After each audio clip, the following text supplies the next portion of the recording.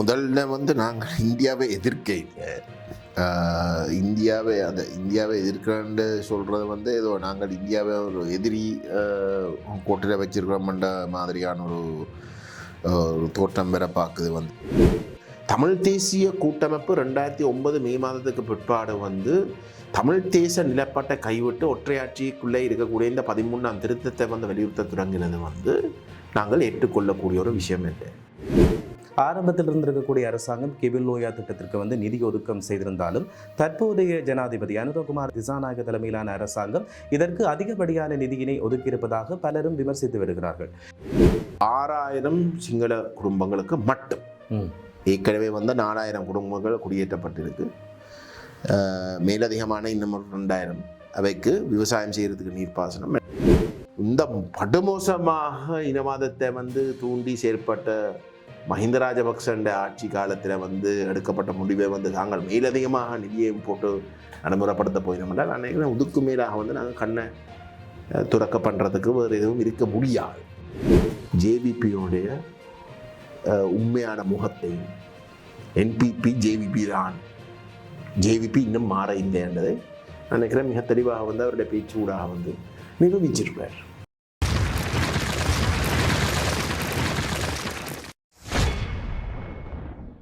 நேர்கள் அனைவருக்கும் இனிமையான வணக்கம். இன்றைய நாளும் மற்றொரு காலச்சக்கரம் நிகழ்ச்சியினுடைய நேர்காணல் பகுதியினூடாக சந்தித்திருக்கின்றோம். தமிழ் தேசிய மக்கள் முன்னணியின் தலைவரும் நாடாளுமன்ற உறுப்பினருமான கஜேந்திரகுமார் பொன்னம்பலம் அவர்கள் எங்களோடு இன்றைய நேர்காணலில் இணைந்திருக்கிறார். வணக்கம் ஐயா. வணக்கம்.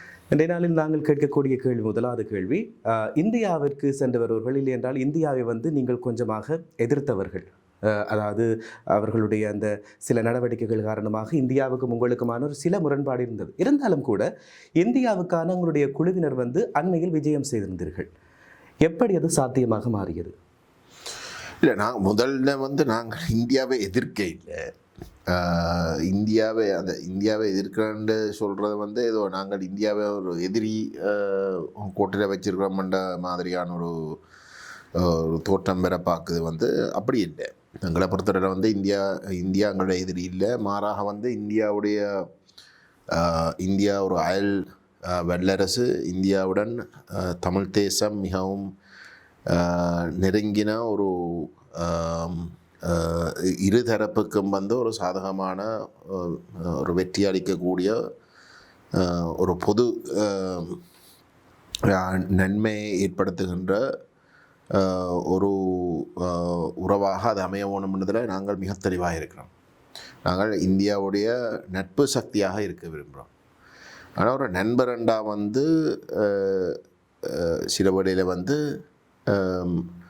ஒரு நண்பர் மற்றவருக்கு வந்து ஏற்றுக்கொள்ளக்கூடிய வகையில் வந்து நடந்து கொள்ளாவிட்டால் வந்து அதை சுட்டி காட்ட வேண்டிய கடமையும் இருக்குது.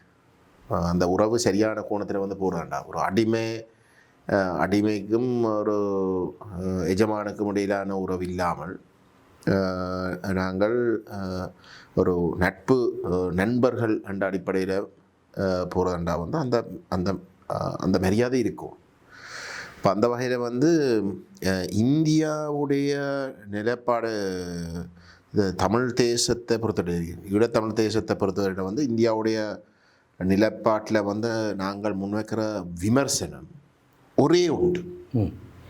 அதாவது இந்தியா தமிழ் தேசத்தை அங்கீகரிக்கின்ற ஒரு நிலைப்பாட்டை எடுக்க வேணும். இந்தியாவுக்கு சில வழியில் வந்து தமிழ் தேசம் ஒரு தனிநாடாக பிரிஞ்சு போகிறதை வந்து இந்தியா சில வழியில் வந்து விரும்பாமல் இருக்கலாம். ஏனென்றால் அப்படி செய்தால் சிங்கள தேசத்தை வந்து ஒரு எதிரியாக்குற ஒரு நிலைக்கு அது தள்ளும் என்ற காரணத்துக்காக வந்து தமிழ் தேசத்தை வந்து தனிநாடாக பிரிஞ்ச போகிறதுக்கு சில வழியில் வந்து அவர்கள் விரும்பாமல் இருக்கலாம். ஆனால் அப்படி இருந்தாலும் வந்து தமிழ் தேசத்தை வந்து நிராகரிக்க முடியாது. தமிழ் தேசத்தை நிராகரிக்கிற வகையிலையோ இல்லாட்டி தமிழ் தேசத்துக்கு பாதிப்பை ஏற்படுத்துகிற வகையிலையோ ஒரு நிலைப்பாட்டை எடுத்துக்கொள்கிறத வந்து அது பொருத்தமில்லை. அதை சுட்டி காட்டுறதுக்கு வந்து எங்களுக்கு அந்த உரிமை இருக்குது. அந்த வகையில் வந்து இன்றைக்கு ஒற்றையாட்சி என்றால் தமிழ் தேசம் நிராகரிக்கின்ற ஒரு கட்டமைப்பு. ஒற்றையாட்சி என்றால் இலங்கையில் வந்து சிங்கள பௌத்தர்களை மட்டும்தான் ஆட்சி உரிமை இருக்குது நடைமுறையில். ஏன்னா இங்கே நாங்கள் ஒரு தனித்தேசமாக இருந்தாலும் எண்ணிக்கையிலே நாங்கள் ஒரு சிறிய தேசமாக இருக்கிறதால சிங்கள தேசத்துக்கு சனத்தொகையில் வந்து 75% இருக்கிற இடத்துல ஒற்றையாட்சி முறையில் வந்து அவர்களுடைய கையில் மட்டும்தான் ஆட்சி அதிகாரம் இருக்கு. அப்போ தமிழ் தேசம் அங்கீகரிக்கப்பட்டு தமிழ் தேசம் பாதுகாக்கப்படுறதா இருந்தால் ஒற்றையாட்சிக்குள்ளே அதை செய்ய முடியாது. என்றால் சிங்கள தேசம் வந்து இது தனியே சிங்கள பௌத்தர்களோட மட்டும் சொந்தமான ஒரு நாடாக பார்க்குற சித்தாந்தம் தான் சிங்கள பௌத்த பேரினவாதம், இல்லாட்டி சிங்கள பௌத்த தேசியவாதம்னு சொல்கிறது. அது ஒரு பேரினவாதம். சரி, அப்போ அந்த ஒற்றையாட்சிக்குள்ளே தமிழ் அரசியல், தமிழ் தேச அரசியலுக்குள்ளே அறவே இடமில்லைன்றதை வந்து நாங்கள் விளங்கிக் கொள்வோம். அதுதான் எங்களை அழிக்கு. அந்த கட்டமைப்பு தான் தொடர்ச்சியாக அழிந்து கொண்டு வருது. அந்த கட்டமைப்பு இருக்கிற வரைக்கும் வந்து சிங்களவர ஆட்சி மேலோங்கும், தமிழ் தேசம் அழிக்கப்படும். என்னென்னா சிங்கள பௌத்த பேரினவாதம் தான் அவர்களுடைய பிரதான அரசியல் சித்தாந்தமாக இருக்கின்றது. 13ஆம் திருத்தத்தை வலியுறுத்துறது வந்து ஒற்றையாட்சிக்குள்ளே வலியுறுத்துகிற ஒரு விஷயம். இந்தியா இலங்கை ஒப்பந்தத்தில் வந்து ஒற்றையாட்சி என்று சொல்லப்படவில்லை. இந்தியா இலங்கை ஒப்பந்தத்தில் வந்து தமிழர்களுடைய அரசியல் அபிலாஷம் வந்து அங்கீகரிக்கப்படணும் என்ற அடிப்படையில் தான் அது அந்த ஒப்பந்தம் உண்மையிலே கைச்சாத்திடப்பட்ட நோக்கம். ஆனால் அதன் பின்னணியில் வந்து இந்தியாவுடைய தேசிய பாதுகாப்பு சம்மந்தப்பட்ட விஷயங்களும் இருக்குது. அப்போ இந்தியா இலங்கை ஒப்பந்தத்தில் வந்து எங்களுக்கு குறைபாடுகள் இருந்தாலும் வந்து நாங்கள் அதை நிராகரிக்கணுமோ, நாங்கள் அதை எதிர்க்கணும் என்ற நோக்கம் எங்களிடம் இல்லை. இந்தியாவுக்கு இந்திய இலங்கை ஒப்பந்தம் தான் மிக முக்கியம். என்னென்னா தங்களுக்கு தேசிய பாதுகாப்பு, நான் ஏற்கனவே சொன்ன கூட தேசிய பாதுகாப்பு சம்பந்தப்பட்ட அங்கங்களும் அதில் இருக்குது. ஆனால் அந்த ஒப்பந்தத்தை நடைமுறைப்படுத்துகிற பேரில் ஒப்பந்தம் செய்யப்பட்டதை வந்து தமிழர்களை பயன்படுத்தி, ஏன்னா தமிழர்களுக்கு இன பிரச்சனைக்கு தீர்வு என்ற பேரில் இந்தியா தலையிட்டு தமிழருக்காக தலையிட்டு வந்து இலங்கையோட கைச்சாத்திரன்னு தான் சொல்லப்படுது. அப்படி என்றால் தமிழர்களுடைய இன பிரச்சனைக்கு தீர்வு வந்து ஒற்றையாட்சிக்குள்ளே இருக்கிறான்றது மிக தெளிவு. நாங்கள் மட்டும் இல்லை, வந்து தமிழீழ விடுதலை புலிகள் இயக்கம் சொன்னதை மட்டும் இல்லை, அது இங்கே இருக்கக்கூடிய இன்றைக்கு கூட வந்து இன்றைக்கு தமிழ் தேசியம் பேருக்கு வந்து கதைச்சு கொண்டிருக்கிறவர்கள் வந்து தேர்தல் காலத்தில் வந்து வாக்கு எடுக்கிறதுக்கு வந்து சொல்கிற விஷயம் ஒற்றையாட்சியை ஏற்றுக்கொள்ளவே முடியாது, சமஷ்டி தீர்வு, தமிழ் தேசம் என்ற விஷயங்களை தான் வலியுறுத்துகிறேன். 13ஆம் திருத்தம் வந்து இந்திய இலங்கை ஒப்பந்தம் கைச்சாத்திடப்பட்டதுக்கு பிறகு அதை நடைமுறைப்படுத்துறதுக்கு வந்து இலங்கையில் மாற்றங்களை செய்யணும் தானே, அரசியலமைப்பில் வந்து மாற்றங்களை செய்யணும். அந்த மாற்றங்களை செய்ய வந்து ஸ்ரீலங்கா கட்டித்தனமாக வந்து அந்த ஒற்றையாட்சி முறைக்குள்ளே வந்து அதிகாரத்தை பகிர்ற ஒரு தோட்டப்பாடை காட்டுறதுக்கு, ஆனால் பகிர முடியாத ஒரு ஒரு ஒரு திட்டமிட்ட ஒரு ஏமாற்றத்தை, ஒரு என்ன சொல்கிற ஒரு மோசடியை, அரசியல் மோசடியை வந்து ஈழத்தமிழர்களுக்கு வந்து செய்தவை ஜே.ஆர். ஜெயவர்தன தலைமையில். ஆகவே அந்த 13ஆம் திருத்தம் சட்டமாக கொண்டு வரதுக்கு நிறைவேற்றப்படுறதுக்கு முன்னம் உச்ச நீதிமன்றத்தால் வந்து அது ஆராயப்பட்டு தெளிவாக சொல்லப்பட்டது. கேள்வி உச்ச நீதிமன்றத்துக்கு இருந்த கேள்வி என்னென்றால் வந்து இங்கே அதிகார பகிர்ற மாதிரியான ஏற்பாடுகள் இதில் இருக்குது. அதிகார பகிர்றதாக இருந்தால் அது ஒற்றையாட்சி தன்மையை மீறுதா, சமஷ்டியாகிறதா, அல்லது இல்லை அது ஒற்றையாட்சி தான் ஆகண்டு தீர்மானிக்கணும். என்னடா ஒற்றையாட்சி தன்மையை மீறுவதாக இருந்தால் இலங்கையினுடைய ஏற்கனவே இருக்கிற அரசியலமைப்பின் பிரகாரம் வந்து வெறுமனே 3/2 பெரும்பான்மையோட மட்டுமில்லை, பாராளுமன்றத்தில் வந்து 3/2 பெரும்பான்மை நிறைவேற்றது மட்டுமில்லை, ஒரு சர்வஜன வாக்கெடுப்பும் கொண்டு செல்லணும். வண்டையான் காலகட்டத்தில் வந்து சர்வஜன வாக்கெடுப்பு போகிறேன்டா வந்து அது தோற்கடிக்கப்பட்டிருக்கும். அப்போ உச்ச நீதிமன்றம் அந்த தீர்மானத்தை எடுக்க வேண்டியிருந்தது. அப்போ அதில் தெளிவாக உச்ச நீதிமன்றம் சொல்லுது ஒற்றையாட்சிக்குள்ளே வந்து அதிகாரம் பகிரப்பட முடியாது. அப்போ தமிழ் மக்களுடைய அடிப்படை கோட்பாடு தமிழ் தேச அங்கீகாரம்.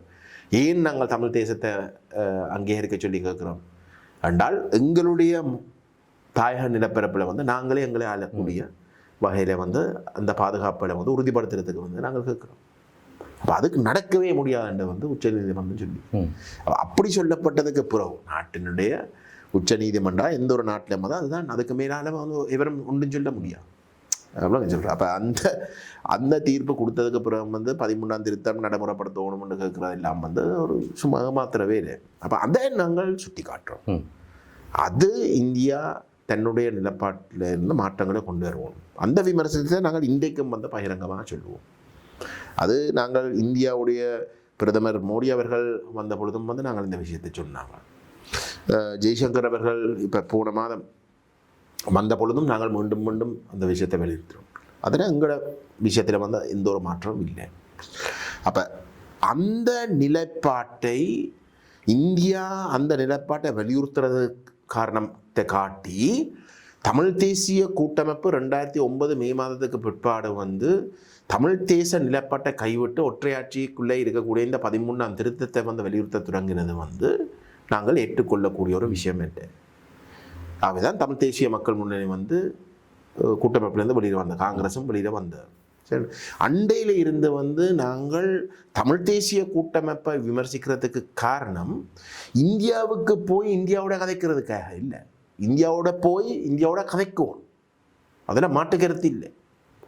உலக அரசியல் தீர்வுண்டா வந்து இனாடிப்பு செய்த ராஜபக்சோடையும் வந்து கதைக்கத்தான் வேணும். அவ்வளோ சொல்கிறேன். ஏதோ ஒரு வகையில் வந்து அவர் தூக்குக்கு போகிற வரைக்கும் வந்து அவர் ஒரு தீர்வு கொடுக்க போறாருன்னு சொன்னா, அவர் ஆட்சியிலே இருக்கிறாருண்டா அவர் தீர்வுக்கு வர தயாருன்னு சொன்னா வந்து அவரோட கதைக்கத்தான் வேணும். அதில் மாட்டுக்கருத்து. இப்போ கதைக்கிறது இல்லை பிரச்சனை, என்னத்தை கதைக்கிறீங்கன்னு தான் பிரச்சனை. அவ்வளோ சொல்கிறேன். அப்போ இந்தியாவுடைய நிலைப்பாடு இதுதான் 13ஆம் திருத்தத்தை நடைமுறைப்படுத்துறேன்னு சொல்கிற இடத்துல அதை கண்ணை மூடிக்கொண்டு வந்து இந்த மெட்ட கட்சிகள் வந்து அதுக்கு மக்கள் கொடுத்த ஆணை, தேர்தல் காலத்தில் வந்து உங்களுக்கு சமஷ்டி தேவை, தேர்தலுக்கு அப்புறம் வந்து இந்தியா சொல்கிறது தான் தேவைண்டா அதை ஏற்றுக்கொள்ள முடியாது. உங்களுடைய பணி மக்கள் கொடுத்த ஆணையை வந்து நீங்கள் போய் போகிற இடம் இல்லாமல் வந்து வலியுறுத்துறது தான் உங்களோட பணி. அதுக்காகத்தான் ஆணையை கொடுத்து அதை செய்யாமல் வந்து நீங்கள் நடந்து கொள்றதை வந்து நாங்கள் இவங்களே விமர்சிக்கிறோம். இவே வந்து போய் இந்தியாவுக்கு போய் இந்தியாவுடைய உண்மையிலே கதைக்க வேண்டிய விஷயங்களை கதைக்காமல் வெறுமனே இந்தியாவை தாஜா பண்ணுறதுக்கோ இந்தியாவை வந்து திருப்திப்படுத்துறதுக்கோ வந்து இந்தியா விரும்பினதை போய் கதைக்கிறதை தான் நாங்கள் கடுமையாக வந்து விமர்சித்து கொண்டு வரோம்.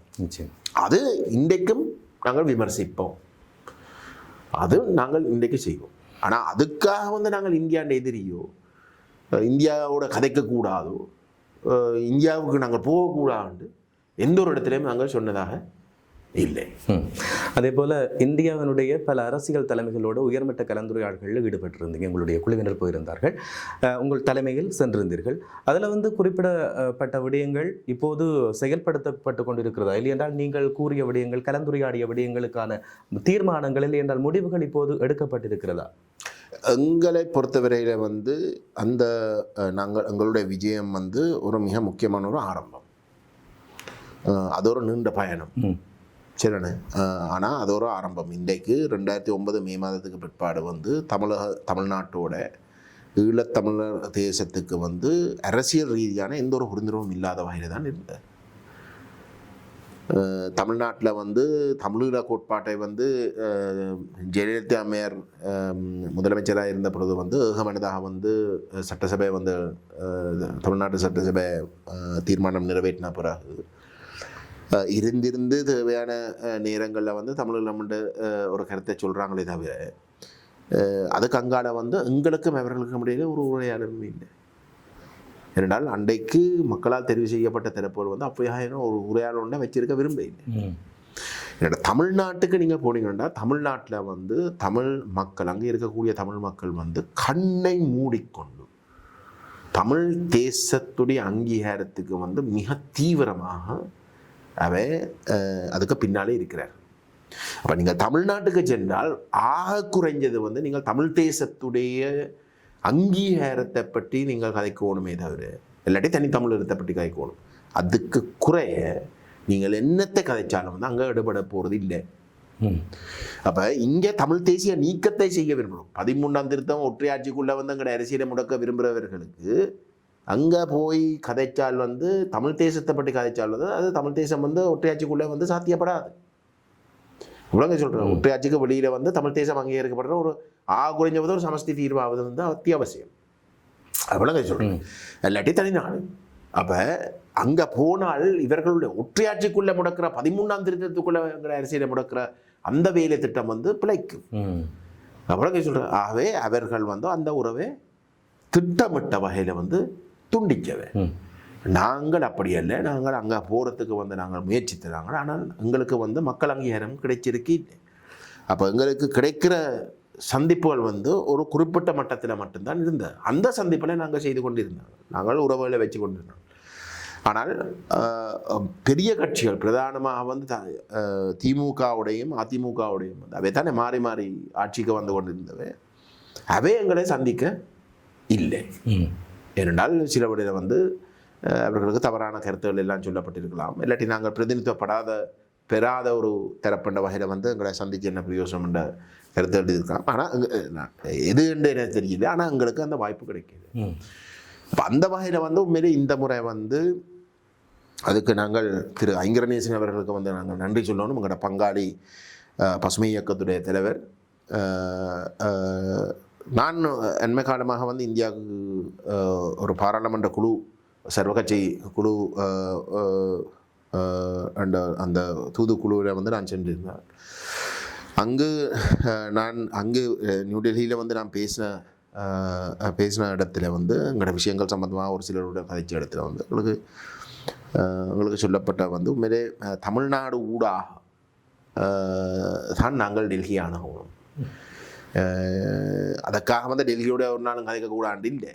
ஆனால் தமிழ்நாடை முற்றுமுழுதாக வந்து எங்களோட பக்கம் திருப்பி தமிழ்நாடு இந்தியாவுக்குள்ளே ஒரு மிக பலமான ஒரு உறுதியான இறுக்கமான ஒரு நிலைப்பாடு இருக்கிற இடத்துல தான் டெல்லிக்கு வந்து ஒரு அழுத்தம் ஏற்படும்.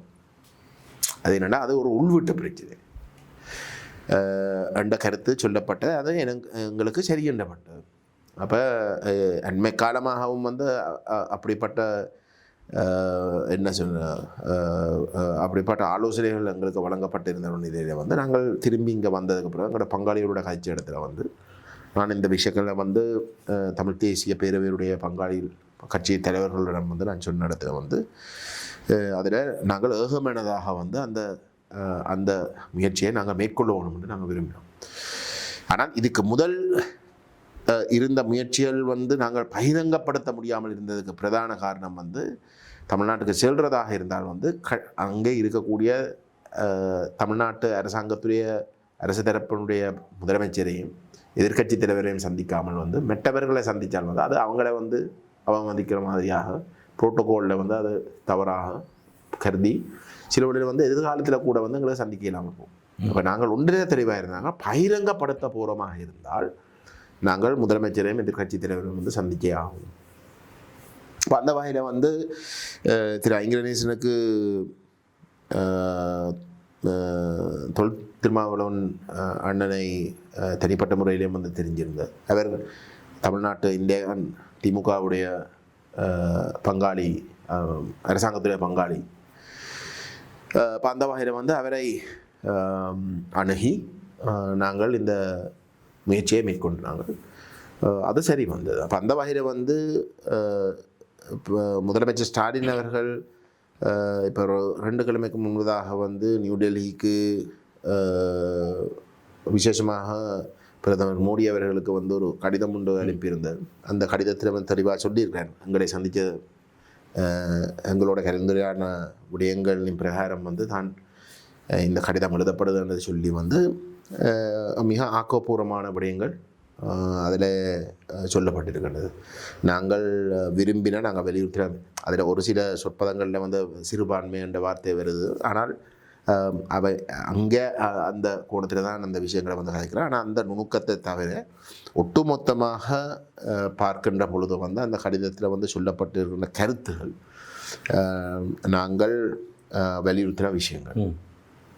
குறிப்பாக வந்து தமிழருடைய அரசியல் அபிலாஷைகளான தீர்ப்பு கோட்பாடுகளை மையப்படுத்தி அது மட்டும்தான் ஒரு தீர்வை கொடுக்கலாம்.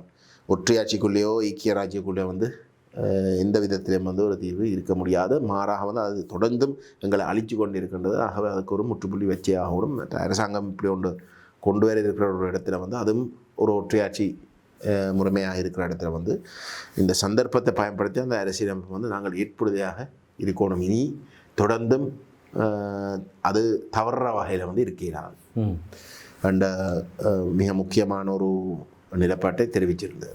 மற்ற கட்சிகளுக்கும் வந்து நாங்கள் இந்த விஷயங்களை வலியுறுத்த வந்து அவர்களும் தங்களுக்கு கிடைக்கிற ஒவ்வொரு சந்தர்ப்பத்திலையும் வந்து எங்களுடைய விஷயங்களை வந்து தாங்கள் முழுமையாக வந்து ஏற்று வலியுறுத்துறதாக வந்து சொல்லியிருந்தார்கள். இப்போ அந்த வகையிலே வெற்றி என்றால் வந்து நாங்கள் எதிர்பார்க்கின்ற முடிவு கிடைச்சிருந்தால், ஆனால் நாங்கள் அந்த தூரத்துக்கு நாங்கள் இன்னும் போய் அடைய. ஆனால் அதை அடைய பண்ணுறது, அதாவது இந்தியாவை நாங்கள் ஏற்றுக்கொள்ளக்கூடிய எங்கட மக்களுடைய அரசியல் அபிலாஷைகளை பூர்த்தி செய்யக்கூடிய அதே நேரம் இந்தியாவுடைய நிலங்களும் பேணப்படுகின்ற ஒரு பொது புள்ளியில் சந்திக்கக்கூடிய ஒரு நிலைப்பாட்டை எடுக்க பண்ணுறது. அது மத்திய அரசால் தான் எடுக்க வேணும். இது தமிழ்நாடு அரசும் தமிழ்நாட்டில் இருக்கக்கூடிய தலைவர்களும் தான் இந்த நாங்கள் விரும்புகிற நிலப்பாட்டை இப்போதைக்கு எடுத்திருக்கிறார்கள்.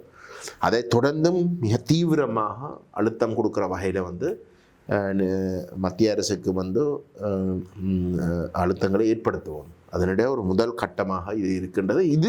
இந்த முதல் கட்ட செயல்பாடு வந்து எங்களை பொறுத்தவரை வந்து பூர்ண வெற்றியாகத்தான் நாங்கள் கருதுகின்றோம். மற்ற கட்சிகளும் வந்து காலப்போக்கில் வந்து இப்போ ஒரு தேர்தல் நடக்க இருக்கக்கூடிய விஷயத்தில் நாங்கள் பச்சையாக சொன்னாங்க வந்து எங்களுடைய பிரச்சனை வந்து பேச்சு பொருளாக்க வேணும். உங்களுடைய தேர்தலில் வந்து இது ஒரு பேச்சு பொருளாக மாறும். இனி 70 கோடி மக்கள் தமிழ் மக்கள் இந்தியாவில் இருந்து கொண்டு தமிழ்நாட்டில் இருந்து கொண்டு வந்து ஈழத்தமிழர்களுக்கு வந்து தொடர்ச்சியாக இன்றைக்கு நடந்து கொண்டிருக்கிற இந்த கட்டமைப்பு சார்ந்த நாடிப்பை எதிராக திரளாமல் இருக்கிறார். நாங்கள் இனி அதை தவிர்த்து கொண்டு இருக்கிறார்கள். அதுதான் எங்களுடைய நோக்கம். ஆகவே அதை அடையிறதுக்கு வந்து நீங்கள் ஒத்துழைக்கணும் தான் நாங்கள் கேட்டிருக்கோம். அதை நடக்கும் என்று நாங்கள் நம்பி இருக்கோம். அதே போல் தமிழர் தாயகம் எல்லாம் இப்போது சூறையாடப்பட்டு கொண்டிருக்கிறது. குறிப்பாக வந்து கிபுல் லோயா திட்டம் அண்மையில் ஒரு பெரும் சர்ச்சை ஏற்படுத்தியிருக்கக்கூடிய திட்டமாக இது மாறி இருக்கிறது. ஆரம்பத்தில் இருந்திருக்கக்கூடிய அரசாங்கம் கிபுல் லோயா திட்டத்திற்கு வந்து நிதி ஒதுக்கம் செய்திருந்தாலும் தற்போதைய ஜனாதிபதி அனுரகுமார் திசாநாயக தலைமையிலான அரசாங்கம் இதற்கு அதிகப்படியான நிதியினை ஒதுக்கியிருப்பதாக பலரும் விமர்சித்து வருகிறார்கள். இது தொடர்பாக நீங்கள் என்ன நினைக்கிறீர்கள்? கிபுல் லோயா வந்து உண்மையிலே வடக்கையும் கிழக்கையும் ஒரு தொடர்ச்சியான ஒரு தமிழ் தாயக நிலப்பரப்பண்ட கோட்பாட்டை இல்லாமல் செய்கிறதுக்கு ஸ்ரீலங்கா அரசாங்கத்தால் குறிப்பாக உண்மையிலே இந்தியா 80களில் வந்து தலையிட்ட பொழுது இந்தியாவுக்கு ஜேஆர் ஜெயவர்தன அன்றைக்கு சொன்னது வந்து வடக்கு கிழக்க இணைக்கிறார் என்றால் அது தொடர்ச்சியான தமிழ் பிரதேசம் அல்ல என்று சொல்ல பார்த்தவர். ஆனால் என்னடால் அப்போவே வந்து குடியேற்றங்களை செய்ய தொடங்கிட்டாங்க. ஆனால் அன்றைக்கு அந்த குடியேற்றங்கள் முழுமையாக வெற்றி அடையவில்லை. ஏன்னால் அந்த தொடர்ச்சியை கடற்கரை பிரதேசத்தில் வந்து அந்த தொடர்ச்சியை வந்து துண்டிக்கல. இப்போ அதை நிரூபிக்கப்பட்ட இடத்துல அண்டையில் இருந்து வந்து அந்த தொடர்ச்சியை வந்து வடக்கையும் கிழக்குக்கும் தொடர்பு இல்லாத வகையில் வந்து சிங்கள குடியேற்றங்கள் செய்து அதை உடைக்கணும் என்ற ஒரு திட்டம் அண்டையான் சிங்கள அரசாங்கத்தால் வந்து எடுக்கப்பட்டது. அது பேர்ந்து ஒவ்வொரு அரசாங்கத்தாலையும் வந்து மேலதிகமாக வந்து முன்னெடுக்கப்பட்டது. அந்த திட்டத்துடைய மிக முக்கியமான அங்கம் தான் மகாவலி எல் வலயம் அந்த திட்டம். அந்த அந்த அந்த மகாவலி எல் வலயம் தான் அந்த வடக்கையும் கிழக்கையும் நிரந்தரமாக பிரிக்கிறதுக்குரிய அந்த இணைப்பை துண்டிக்கிறது திட்டமிடப்பட்ட விடயம். கிபுல் லோயா மகாவலி எல் வலயத்தில் வந்து மகாவலி ஆறில் இருந்து தண்ணி வரப்போகிறது இல்லை. அப்போ மகாவலி வேலை திட்டம் உண்மையிலே வந்து சனத்தொகைன்ற வீதாசாரத்தை வந்து சிங்களமயமாக்குறதுக்கு தானே துறங்க. இது குறிப்பாக வடகிழக்கு பிரிக்கிறதுக்குரிய திட்டம். சனத்தொகையும் வந்து சிங்களமயமாக்குறதுன்றது உண்டு. ஆனால் அந்த குறிப்பாக வடகிழக்கு துண்டிக்கிறதுக்குரிய விஷயத்தில் வந்து அந்த ஆறு உடைய தண்ணியை கொண்டு வந்து இதில் செய்ய முடியல. ஆனால் அந்த மகாவலி எல் வலயத்துக்குள்ளே தான் அந்த திட்டத்தை வகித்தது. அப்போ என்ன செய்யணும்? அந்த குடியேற்றங்களை செய்தாச்சு. குடியேற்றங்களை செய்து அந்த மக்கள் தங்களுடைய அந்த சிங்கள மக்கள் சட்டவிரோதமாக குடியேற்றப்பட்ட சிங்கள மக்கள் வந்து தங்களை வாழ்க்கையை தக்க வைக்கிறதுக்குரிய வசதிகள் வந்து செய்து கொடுக்கணும். அப்போ மகாவலி வந்து நீர்ப்பாசன வேலை திட்டமூடாக வந்து விவசாயங்கள் செய்கிறதுக்கு அந்த குடியேற்றப்பட்ட சிங்கள குடியேற்றங்கள் செய்யப்பட்டவர்களுக்கு வந்து விவசாயத்தை செய்கிறதுக்கு வசதியை ஏற்படுத்தி கொடுக்கறதுக்குரிய திட்டம். அப்போ அதில் பிரச்சனை என்னென்னா அந்த நீர்ப்பாசனம் செய்ய முடியாது மகாவலி கூட. ஆனால் திட்டம் அதுதான், குடியேற்றியாச்சு. அப்போ என்ன செய்யணும்? மாற்று வழி ஒன்றை தேடுறதுக்கு வந்து கிபுல் லோயா வந்து செய்யணும். அப்போ இன்னொரு ஆறை டேம் பண்ணி ஒரு பெரிய ஒரு குளம் ஒன்றை ஏற்படுத்தி கிபுல் லோயா குளம் ஏற்படுத்தி அந்த தேங்குகிற தண்ணி வைத்து கொண்டு கிட்டத்தட்ட 2500 ஹெக்டேர்ஸ் உடைய ஒரு குளம் அந்த கிபுலோயா ப்ராஜெக்டுக்குள்ளே வரப்போகுது. 6000 சிங்கள குடும்பங்களுக்கு மட்டும். ஏற்கனவே 4000 குடும்பங்கள் குடியேற்றப்பட்டிருக்கு. மேலதிகமான இன்னும் 2000 அவைக்கு விவசாயம் செய்கிறதுக்கு நீர்ப்பாசனம், மற்றது 2வது குடிநீர் புதிய வசதிகளை ஏற்படுத்துறதுக்கு. இப்போ இதுதான் திட்டம். இப்போ இந்த திட்டத்தால் சிங்களமயமாக்குறது உண்டு, வடகிழக்கு உடைய தொடர்ச்சியை துண்டிக்கிறது முக்கியமான ஒரு அடுத்த கட்ட நடவடிக்கை இன்னொன்று. 3வது கிட்டத்தட்ட 2500 ஹெக்டேர் அந்த திட்டத்துக்கு கீழே வாரதால கிட்டத்தட்ட 47 தொல்பொருள் முக்கியத்துவம் வாய்ந்த ஸ்தானங்கள் ஒன்றில் அளிக்கப்படுது. இல்லாட்டி செயலுக்கு செயல் வடிவத்துக்கு அதை பாதுகாக்க முடியாத, பராமரிக்க முடியாத ஒரு நிலைக்கு தள்ளப்படுது. இலங்கையிலே உலகத்திலே இலங்கைக்குண்டு விசேஷமாக அடையாளப்படுத்த மரங்கள், மிருகங்கள் போன்ற பறவைகள், வேறு வேறு சுற்றுச்சூழலை மோசமாக பாதிக்கக்கூடிய பல விஷயங்கள் அதில் உள்ளடங்குது. பரம்பரையாக எங்களுடைய கிராமங்கள் பல தண்ணிக்கு கீழே முகப்போகுது. இப்படி எக்கச்சக்கமான பிரச்சனை. மிருகங்கள் அந்த 2500 ஹெக்டேரில் கிட்டத்தட்ட 1500 ஹெக்டேர் மிருகங்கள் பாவிக்கிற பிரதேசம், நடமாடுகின்ற பிரதேசங்கள் அதில் அழியப்போகும். அந்த அந்த மிருகங்கள் பாவிக்க முடியாத நிலைமையாக ஆகப்போகுது. என்றால் அவை இடம்பெற போயிடும். என்றால் மக்கள் ஏற்கனவே வசித்து வருகின்ற இடங்களுக்குள்ள அவை நுழைய போயிடும். என்றால் மிருக மனித மோதல் மோசமாக அங்கு வளரப்போகுது. இப்போ இதெல்லாம் கருத்தில் கொண்டு, அது மட்டும் இல்லாமல் இலங்கையுடைய அரசியலமைப்பு, இலங்கையிலே இருக்கக்கூடிய அரசியலமைப்பு, இப்போ இருக்கிற மோசமான அரசியலமைப்பில் கூட இவ்வகையான தனிச்சிங்கள தனி இனம் சார்ந்த, இல்லாட்டி அந்த அந்த பிரதேசத்துடைய சனத்தொகையுடைய வீதாசாரங்களை இன ரீதியான வீதாசாரம் முற்றுமுழுதாக மாற்றி அமைக்கிறார். வேலை திட்டங்கள் சட்டவிரோதம் என்று சொல்லப்பட்ட அந்த கொள்கையை மீறுகின்றது. இப்போ இதெல்லாம் இருக்கிற இடத்துல நாங்கள் அதை கடுமையாக இருக்கிறோம். எங்களை பொறுத்தவரை அதை எதிர்க்க வேண்டிய ஒரு கட்டாய தேவையில் அனைவரும் இருக்கவும். ஆனால் இது வெறுமனே ஒரு இப்போ ஒரு பேச்சு பொருளாக இருக்கிற இடத்துல சும்மா அந்த அரசியல் லாபம் எடுக்கிறதுக்காக நடந்து கொள்கிற மாதிரி இருக்கக்கூடாது. இந்த திட்டம் மெட்ட திட்டங்களோட தொகுத்து பார்க்கவும்.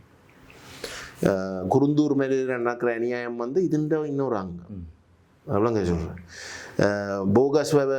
கலாபோகஸ்வேல என்ன கொக்கச்சான்குளம் பாரிய தமிழ் கிராமத்தை சிங்களமயமாக்கி உறுதிகள் கொடுத்த இதுன்ற இன்னொரு அங்கம் வடிவம். இந்த வேறு வேறு அங்கங்கள். ஆகவே நாங்கள் செய்கிற தவறு என்னென்றால் ஒரு விஷயம் நடக்கிற இடத்துல அந்த நேரத்துக்கு நாங்கள் கத்துறது, இப்போ இந்த அமைதியாக போகிறது, அது எதிரிக்கு வசதி, அதுதான் நமக்கு தேவை. சும்மா கற்றுக்கூட இருக்குது, அது பரவாயில்லை, கொஞ்சம் நேரத்துக்கு கத்தி போட்டு இப்போ இந்த அமைதியாக போக நாங்கள் செய்து கொண்டே போவோம். அப்படி இருக்கக்கூடாது. அப்படி இருக்காமல் நாங்கள் கண் துறக்க, அட்லீஸ்ட் கிபுலோயா ராஜபக்ச ஒரு இனவாதி என்று சொல்லி அவன் இல்லாட்டி அந்த இனவாதிகளாக செயல்பட்ட ராஜபக்ச போன்ற தரப்புகள் கடந்த 76 வருஷமாக செயல்பட்டதால் தான் தமிழருக்கு பிரச்சனை இருக்குது, நாங்கள் அப்படி செய்ய மாட்டோம் என்று சொன்ன அரசாங்கம் ராஜபக்சன்ற காலத்தில் கிபுலோயாவுக்கு ஒதுக்கப்பட்ட 7 பில்லியன் ரூபாய்க்கும் விட 2 பில்லியன் ரூபாய் மேலதிகமாக ஒதுக்கப்பட்டிருக்கு.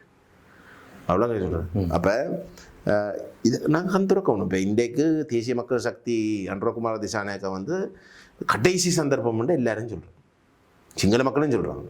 சரி, தங்களுக்கு பிரச்சனையாக அரசில் இருக்கக்கூடிய பிரச்சனையை தீர்க்கிறதுக்கு இதுதான் கடைசி சந்தர்ப்பம். இது வரைக்கும் மாறி வந்த 2 கட்சிகளும் அவை தான் இந்த பிரச்சனையை வச்சது. அப்போ இவங்களுக்காவது சந்தர்ப்பத்தை கொடுத்து பார்ப்போம். என்று சொல்லி அதே மாதிரி தமிழருக்கும் வந்து மாறி வந்த ரெண்டும் வந்து இனப்பிரச்சனையை வந்து தூண்டிவிட்டதே அவை.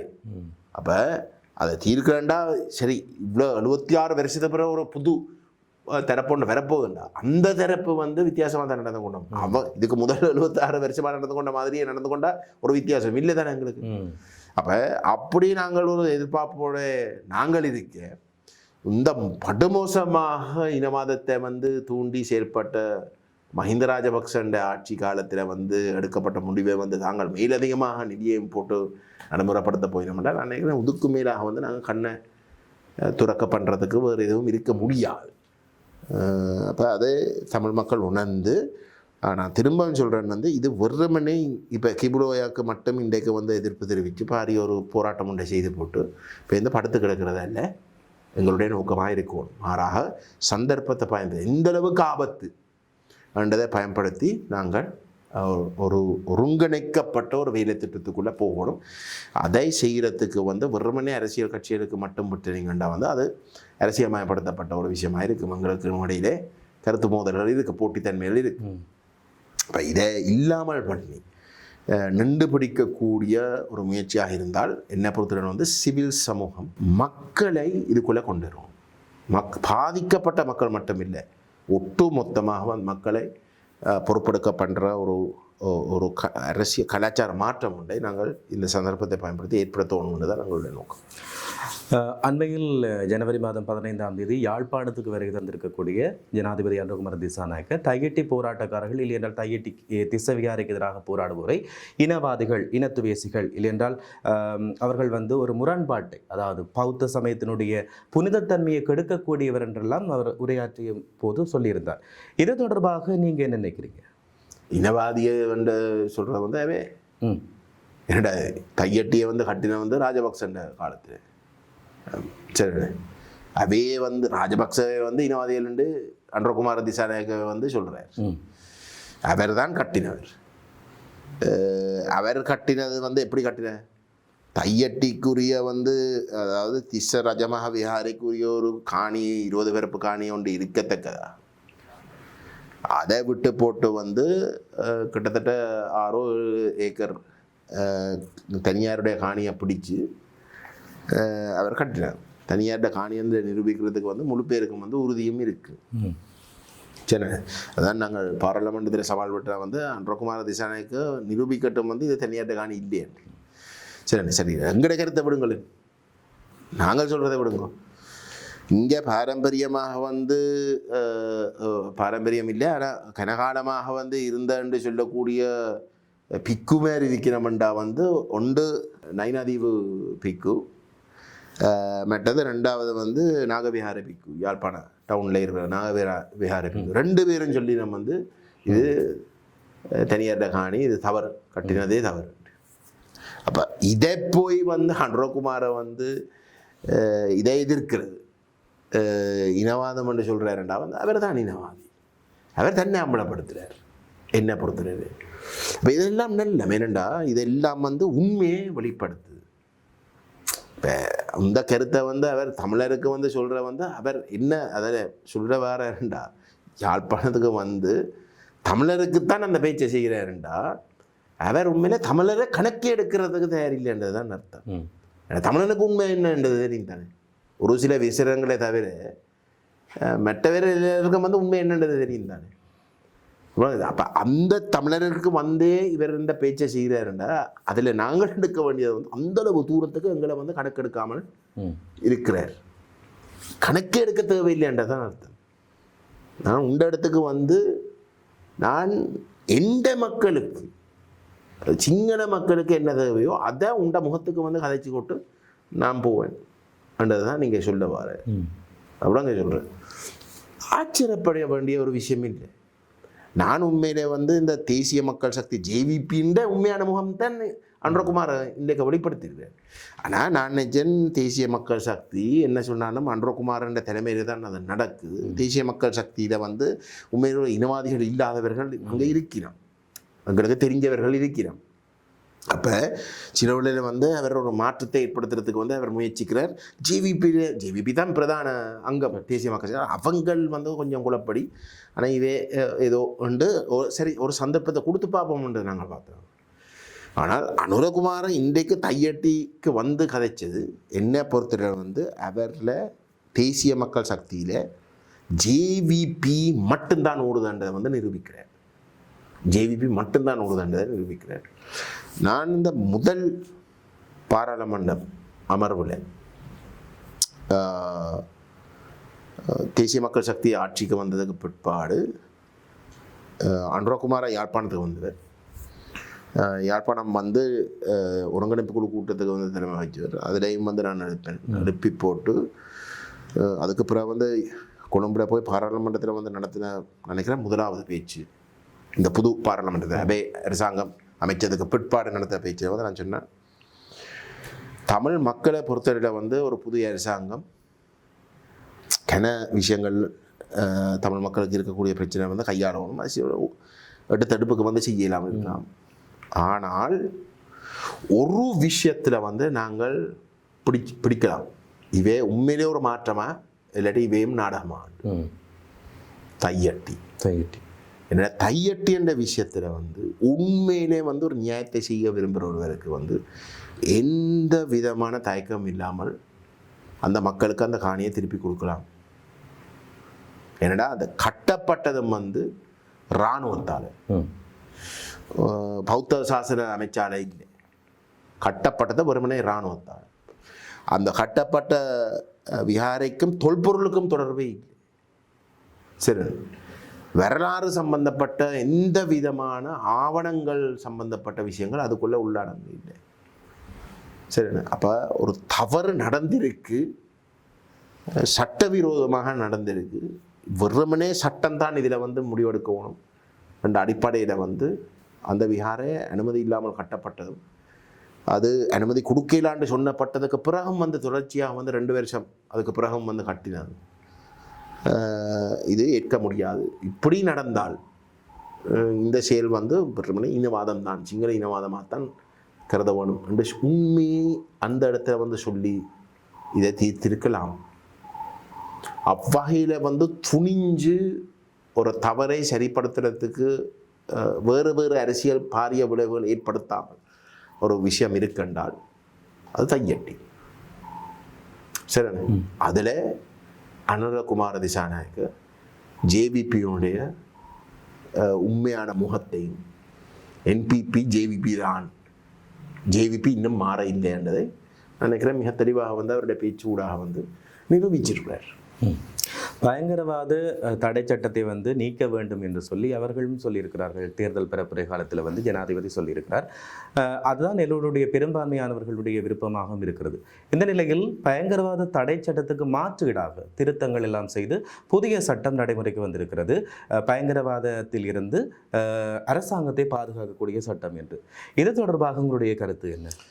இந்த சட்டம் நாங்கள் வாய் திறந்து சொல்கிறதுக்கு முதலே வந்து தெற்கிலே இருக்கக்கூடிய மனித உரிமை அமைப்புகள், சிங்கள அமைப்புகள் இல்லாட்டி நடுநிலைமை வைக்கக்கூடிய அமைப்புகள் இதை பாரதூரமாக வந்து விமர்சித்து இந்த சட்டம் நிறைவேற்றக்கூடாதுன்ற கருத்தை வந்து அவர்கள் எடுத்திருக்கிறார்கள். இதுக்கு முதலும் வந்து நீங்கள் பார்த்தீங்கன்னா நெல்லாட்சி காலத்தையும் வந்து பயங்கரவாத தடுப்பு சட்டத்தை நீக்க ஓடும்ன்றதை உலகத்துக்கு சொல்லி போட்டு அந்த இருக்கிற பயங்கரவாத தடுப்பு சட்டத்துக்கு உண்ட மோசமான ஒரு சட்டத்தை கொண்டு வந்து நிறைவேற்ற முயற்சித்தாங்க. அதுக்கும் கட்டும் எதிர்ப்பு தெரிவித்து வந்து கைசில் வந்து கைவிட்டது. முட்டாள்கள் இல்லை தானே இவே, இருக்கிறதே நீக்க வேணும்னு நாங்கள் சொல்கிறோம். ஆனால் கொண்டு வரது வந்து அதுக்கு பதிலாக வந்து கொண்டு வரது வந்து அதுக்கு விட மோசம்ண்டா வந்து நாங்கள் என்ன அதை ஏற்றுக்கொள்ளவா போகிறோம்? இல்லையே, அவைக்கு அது தெரியும், அவைக்கு அது தெரியும், வேணும்னு தான் செய்கிறாங்க அப்படின்னா சொல்கிறேன். அப்போ நாங்கள் உலகத்துக்கு வந்து நீக்கிறோம் இது மோசம் என்று சொல்லி போட்டு நாங்கள் இதுக்கு முட மோசமான விஷயத்தை கொண்டு வர ஏதோ ஒரு சட்டம் இருக்கத்தானே வேணும் என்றதை வந்து உலகத்துக்கு சொல்லி கொண்டு எடுக்கிற முயற்சியை வந்து இல்லை இல்லை எதிர்ப்புன்னு சொல்ல, சரி நாங்கள் ஜனநாயகவாதிகள், எதிர்ப்பு வந்தது, சரி நாங்கள் அதுக்கு அடிப்படைகிறோம்னு சொல்லி போட்டு அதை கைவிட்டு இன்னும் ஒன்றை வந்து ஆனால் பயங்கரவாத சட்டம் தொடர்ந்தும் இருக்கு. அதான் வைக்கிறது. அவைக்கு உண்மையாக புது சட்டம் வேண்டாம், இதுதான் வேணும், இது தொடர்ந்து இருக்கணும். அப்போ மெட்டை எல்லாம் நடக்கிற எல்லாம் நாடகம், இதை தொடர்ந்தும் தக்க வைக்கிறதுக்கு நடக்கிற நாடகம். அதுலேயும் அனுரகுமார திசாநாயக்கனுடைய தேசிய மக்கள் சக்தி ஜேவிபி இதுக்கு முதல் இருந்த அரச பயங்கரவாதத்தை கடைப்பிடித்த அந்த பயங்கரவாதத்தை தக்க வைக்கிறதுக்கு கடைப்பிடிக்கிற அணுகுமுறைக்கு முற்று முழுதாக ஒத்துப்போகின்ற ஒரு செயற்பாடாக தான் அவர்கள் இன்றைக்கு இந்த விஷயத்திலையும் கூட நடந்து கொள்கிறார்கள். நிச்சயமாக தொடர்ச்சியாக ஒவ்வொரு ஆண்டும் பிப்ரவரி மாதம் 4ஆம் தேதி ஸ்ரீலங்காவின் சுதந்திர தினம் கொண்டாடப்பட்டு கொண்டிருக்கிறது. அந்த வகையில் இம்முறை ஸ்ரீலங்காவினுடைய சுதந்திர தினமான 4ஆம் தேதி தமிழத்தாயக பகுதிகளில் குறிப்பாக வடக்கு மாகாணத்தில் கிளிநொச்சியிலும் கிழக்கு மாகாணத்தில் மட்டக்களப்பிலும் போராட்டங்கள் எல்லாம் இடம்பெறப் போகிறது. எனவே காணாமலாக்கப்பட்டவர்கள், பல்கலைக்கழக மாணவர்கள், தமிழ் தேசியம் சார்ந்த பெற்றாளர்கள் எல்லாம் போராடுகிறார்கள். இதற்கு உங்களுடைய ஆதரவு இருக்கிறதா அல்லது உங்களுடைய கட்சி சார்ந்த ஆதரவுகள் கிடைக்குமா? எங்களுடைய பூர்ண ஆதரவு இருக்கு. நேற்றைய தினம் பல்கலைக்கழக மாணவர்களுடைய பிரதிநிதிகள் எங்களை சந்தித்தார்கள். அவர்கள் எங்களைத்தான் முதல் சந்தித்தேன் சொன்னார்கள், சந்திக்கிறதாக சொன்னார்கள். நாங்கள் எங்களுடைய பூர்ண ஆதரவை நாங்கள் வழங்குவோம் என்று நாங்கள் சொல்லியிருக்கிறோம். ஆனால் மேலதிகமாக அப்போ அதில் எந்த விதமான குழப்பமும் இருக்க தேவையில்லை. நாங்கள் எங்கள் பூர்ண ஆதரவை கொடுக்குறோம். ஆனால் நாங்கள் அவர்களிடம் கேட்டுக்கொண்டது ஒரு நீண்ட பட்டியலை சொன்னார். இது ஒரு கருப்பு தினமாக கரித்தினமாக நாங்கள் அனுஷ்டிக்க வேண்டியதுக்கு காணாமலாக்கப்பட்டவருடைய பிரச்சனை, அரசியல் கைதிகளுடைய பிரச்சனை, தொடர்ந்து சிங்களமயமாக்குறது, பௌத்தமயமாக்குறது, காணியை பிடிக்கிறது, குடியேற்றங்கள், மண் பறிக்கிறது. அப்போ ஒரு நீண்ட பட்டியலை சொன்ன இடத்துல நாங்கள் சொன்னால் இது எல்லாமே நாங்கள் குறிப்பிட்டிருக்கிற அந்த நீண்ட பட்டியலம் ஒரு அடிப்படை விஷயத்தின் விளைவுகள். அந்த அடிப்படை விஷயம் என்ன? தமிழ் தேசத்தை அழிக்கிறது, தமிழ் தேசத்துடைய இருப்பை இல்லாமல் செய்கிறது. அந்த தமிழ் தேசத்துடைய இருப்பை இல்லாமல் செய்கிறதுக்கு எடுக்கிற நடவடிக்கைகளுடைய விளைவுகள் தான் அந்த என்ன சொல்கிற ஒரு எங்களுக்கு தெரியுது. அது அந்த நடவடிக்கைன்ற வெளிப்பாடு. ஆனால் இதை தீர்க்கிறதாக இருந்தால் இதெல்லாம் பற்றி மட்டும் காய்ச்சி பிரயோசனம் இல்லை. அந்த பிரச்சனையை சரியாக அடையாளப்படுத்தி அதை கடுமையாக எதிர்க்கணும். அதை நாங்கள் இல்லாமல் செய்யணும். அந்த சோர்ஸை இல்லாமல் பண்ணணும். அந்த சோர்ஸ் ஒற்றையாட்சி. திரும்ப பார்க்கின்ற பொழுது ஒற்றையாட்சி முறைதான் எல்லாமே. அப்போ இன்றைக்கு அனுரகுமார திசாநாயக்க இந்த ஐக்கிய ராஜ்ய என்ற விஷயத்தை கொண்டு வர போகிறேன்டா அவருடைய தேர்தல் விஞ்ஞாபனத்திலே எழுதியிருக்கு. தேர்தல் விஞ்ஞாபனத்திலே எழுதியிருக்கு. அந்த ஐக்கிய ராஜ்யம் இன்றைக்கு இருக்கிற அரசியலமைப்பும் விட மோசமானது. அப்போ அந்த அரசியலமைப்பை கொண்டு வரான்னு சொல்லிப்பட்டு அதை கைவிடப்பட்டாலும் இந்த அரசியலமைப்பு தொடர்ந்தும் இருக்க போகுது. அப்போ இந்த பயங்கரவாத தடுப்பு சட்டத்துக்கு செய்கிற விளையாட்டு மாதிரி. ஆனால் எங்களுக்கு இதுவும் இருக்கலாம். எங்களுக்கு தான் தீர்வு தேவை. அப்போ நாங்கள் தான் கேட்கணும். நாங்கள் தான் இந்த அழுத்தத்தை கொடுக்கும். அவன் கொண்டு வர வரைக்கும் இருந்து பார்த்து கொண்டு இருக்கிறீங்களா? சரி, அப்போ அதுக்கு நாங்கள் ஒரு முடிவு காட்டுவோம். இந்த ஒற்றையாட்சிக்கு ஒரு முடிவு காட்டுவோம். அப்போ பல்கலைக்கழக மாணவர்கள் ஏனையோர்களோடு இணைந்து குறிப்பாக இந்த ஸ்ரீலங்காவுடைய சுதந்திர தினம் எங்களுடைய கரிநாள் என்றால் ஏன் என்றதை ஆக்கப்பூர்வமாக வெளிப்படுத்தக்கூடிய ஒரு ஆவணம் தயாரிக்குவோம், ஒரு பிரகடனம் தயாரிக்குவோம். அதுதான் அந்த பிரகடனம் மக்களை அரசியல்மயப்படுத்துகிற ஒரு ஆவணமாக இருக்கும். காலங்காலமாக நாங்கள் திரும்ப அந்த ஆவணத்தை பார்த்து இதுதான் எங்களுடைய நிகழ்ச்சிகள் ஆக இருக்கணும் என்றதை சொல்லக்கூடியதாக இருக்கும். அவ்வகையான முயற்சியாக இருக்கணும். அப்படி இருந்தால் ஒரு எதிர்ப்பு தெரிவிக்கிறேன்னு நாங்கள் கடமையாக செய்யோம். ஆனால் அப்படிப்பட்ட ஒரு முயற்சி ஆக இது இருந்தால் இந்த மாணவர்கள் ஒன்றியத்துக்கும் இந்த முயற்சிக்கும் மற்ற அனைத்துக்கும் இடையிலே ஒரு விசேஷத்தன்மை நிச்சயமாக சரித்திரத்தில் பதிவு செய்யப்படும். அதுதான் அவர்கள் செய்ய வேண்டியது. அதாவது இன்றைக்கு இருக்கிறதும் அப்படிப்பட்ட ஒரு காலப்பகுதி. அவன் கொண்டு வர போகிறான்னு சொல்லி 3/2 பெரும்பான்மை ஒரு கட்சிக்கு இருக்கிற இடத்துல வந்து அந்த ஆபத்துகள் மிகவும் அதிகம். அவ்வளோ சொல்கிறேன். அப்போ அப்படிப்பட்ட ஒரு நேரத்தில் வந்து இந்த மாணவர்கள் ஒன்றியம் அந்த கடமையை சரியாக கையாளுறதுக்கு முன் வரணும், அந்த பொறுப்பெடுக்கணும்.